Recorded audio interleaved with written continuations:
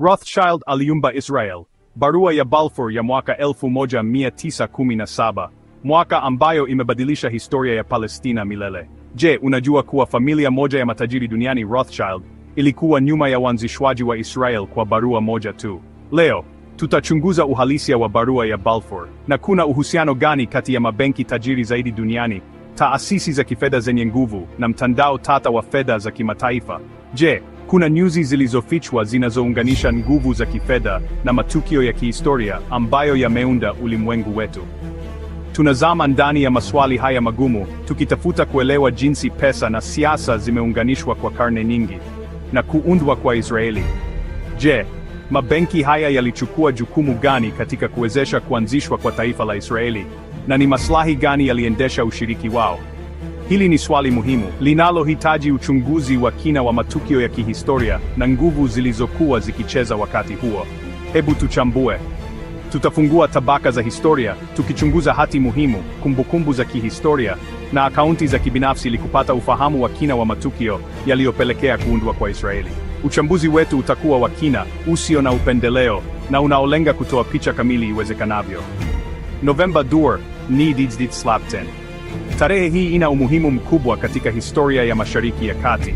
Ilikuwa ni siku ambayo barua ilibadilisha mwelekeo wa historia ilitumwa, barua ambayo ingekuwa na athari kubwa kwa watu wa Palestina na Wayahudi kote ulimwenguni. Serikali ya Uingereza inatuma barua fupi, lakini yenye nguvu.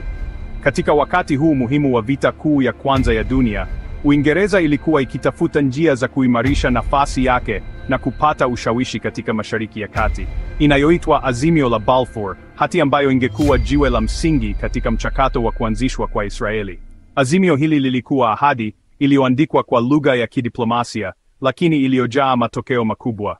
Kwa Lord Rothschild, mtu mwenye ushawishi mkubwa na mwanachama wa familia maarufu ya Rothschild. Jina la Rothschild lilikuwa sawa na nguvu za kifedha na ushawishi wa kisiasa kote Ulaya, kiongozi muhimu wa jumuiya ya Kiyahudi nchini Uingereza. Lord Rothschild hakuwa tu mwanabenki tajiri, bali pia alikuwa sauti inayoheshimika kwa Wayahudi wa Uingereza, akitetea maslahi yao na ustawi wao chini Uingereza. Katika moyo wa dola ya Uingereza, barua hii ilikuwa na uwezo wa kubadilisha ramani ya ulimwengu. Ujumbe ni nini kilikuwa kimefichwa ndani ya maneno ya kidiplomasia ya barua hii?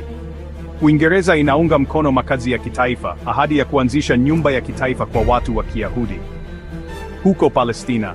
Hii ilikuwa ni hatua kubwa iliyoashiria mabadiliko makubwa katika sera ya Uingereza na kuweka msingi wa mzozo ambao unaendelea hadi leo kwa Wayahudi huko Palestina. Lakini Palestina tayari ilikuwa nyumbani kwa watu wengine. Lakini hapa ndiyo mtego, shida iliyofichwa ndani ya ahadi hii. Hakuna aliyeuliza mamilioni ya Wapalestina ambao walikuwa wameishi katika ardhi hiyo kwa vizazi vingi. Waislamu au Wakristo ambao walikuwa wameunda jamii hai na yenye utamaduni mbalimbali, waliokuwa wakiishi huko tayari. Haki zao, matakwa yao na uwepo wao vilipuzwa kabisa. Kwa nini Rothschild? Kwa nini serikali ya Uingereza ilichagua kumtumia Lord Rothschild ujumbe huu muhimu? Rothschild walikuwa mabenki maarufu, wenye historia ndefu ya nguvu za kifedha na ushawishi. Wenye ushawishi kote Ulaya, wakiendesha mtandao mkubwa wa benki na uwekezaji. Ushawishi wao ulifikia zaidi ya masuala ya kifedha, ukiathiri siasa na sera za serikali nyingi. Kwa karne nyingi, walikuwa wamejenga himaya ya kifedha ambayo ilikuwa sawa na nguvu za mataifa.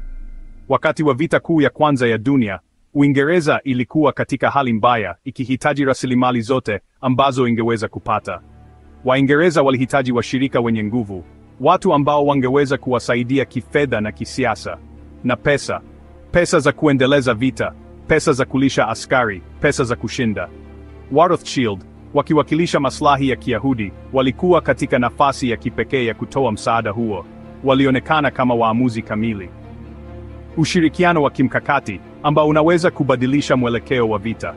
Barua hii moja ikawa ruhusa, kibali cha kuanza mchakato ambao ungebadilisha milele ardhi ya Palestina, ya uhamiaji wa Kiyahudi kwenda Palestina. Watu walianza kuwasili wakiwa na ndoto ya kujenga nyumba ya kitaifa. Haraka mbele kupitia miongo ya mabadiliko na mivutano.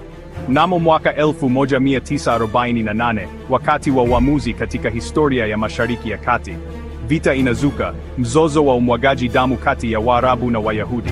Na mamia ya maelfu ya Wapalestina wanalazimika kukimbia kutoka nyumbani kwao, wakiwaacha nyuma kila kitu walichokijua. Wanapoteza nyumba zao, kumbukumbu zao na maisha yao. Janga linalojulikana kama Nakba. Siku ya maombolezo na hasara kwa watu wa Palestina.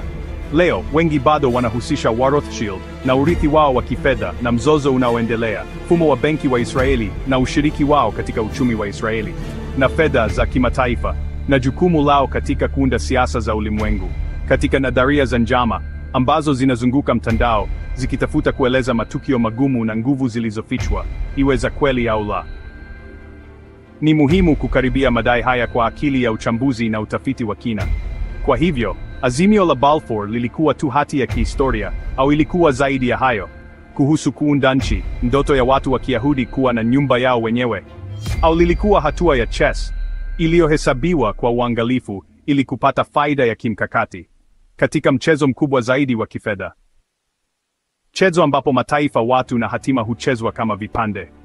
Urithi wa barua hiyo, Azimio la Balfour, unaendelea kuunda ulimwengu wetu. Bado unaathiri vichwa vya habari na kuchochea mijadala mikali na mizozo, na maisha ya mamilioni ya watu katika Mashariki ya Kati na kwingineko, katika Mashariki ya Kati.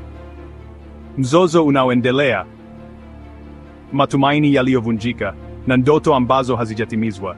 Ikiwa una hamu ya kujua na unataka kuchunguza zaidi matukio haya ya kihistoria, kuhusu historia zilizofichwa na nguvu zilizounda ulimwengu wetu, na siri za kisiasa ambazo mara nyingi huwekwa gizani, bonyeza subscribe ili uendelee kupata taarifa na uchambuzi wetu.